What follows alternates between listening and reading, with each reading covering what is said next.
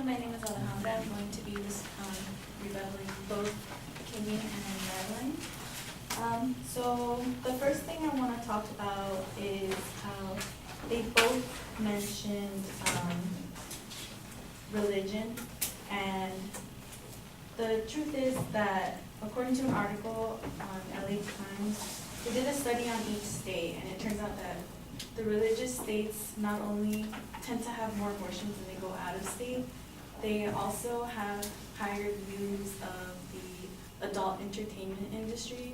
So they're a little more promiscuous, and in the same article it states that promiscuity can not only lead to more risk of pregnancy, but more risk of spreading diseases. But anyway, yeah, abortion can be against religious beliefs, but at the end of the day, it's better to have safe abortions and having it legal. And just recently, this year, it was actually made mandatory for clinics to inform about abortion, even the religious clinics. So in an article called U.S. Appeal Court Upholds Law That Requires Religious Clinics to Inform Women, they said that they did unanimously vote the California law that informs them about abortions, because they know that abortion is something that can not only save lives, but it's a freedom for the woman.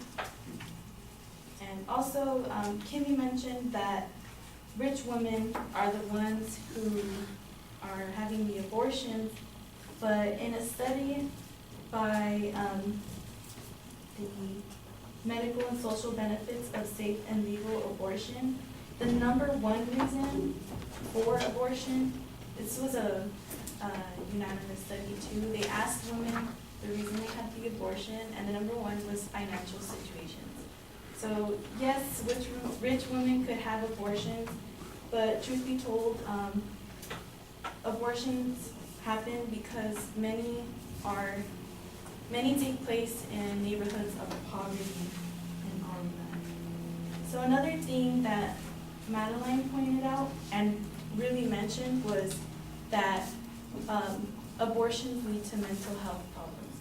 And in a study by the American Psychological Association, they concluded that there is no credible evidence that a single elective abortion of an unwanted pregnancy in and of itself causes mental health problems for adult women. And I can see where the confusion comes in, because there are higher rates of stress and anxiety, but it's also important to note that other risk factors, including poverty, prior exposure to violence, a history of emotional problems, drug, alcohol use, unwanted births, and at risk of experiencing unwanted pregnancies can lead to it, but there's no specific cause for it. So in summation, abortions are just not the cause for mental health problems. Also, if we were to make abortion illegal, we would not have any more safe abortions. In 1965, this is from the Medical and Social Benefits of Safe and Legal Abortion, which is on Public Health Watch. In 1965, when abortion was still legal nationwide, except in cases of life endangerment, at least 193 women died from illegal abortions, and illegal abortion due to nearly 17% of all deaths due to pregnancy and childbirth in that year. And that's in the United States alone. Nowadays, modern abortions are entirely safe. The risk of a woman's death from abortion is less than in 100, whereas the risk of a woman dying from giving birth itself is 13.3 deaths per year per 100,000 pregnancies. So if you want to weigh abortion and birth, more women actually die from birth itself. Not saying that birth is a burden, but it's an option to have abortion. Roe versus Wade itself made abortion safer because now the abortions are performed a lot earlier in the pregnancy. When it wasn't in place, the abortions were made at a higher risk. So Roe versus Wade made sure that there was a safer, I guess, law in place to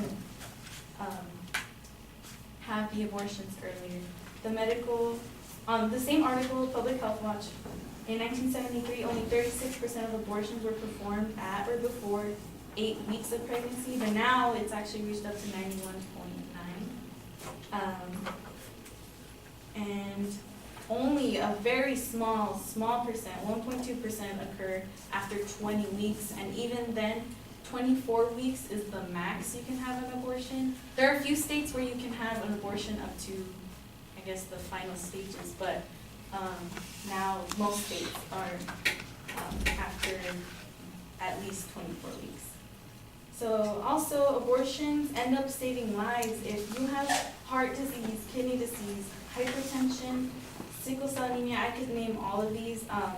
They are life-threatening, and abortion has helped avert these very, very serious diseases.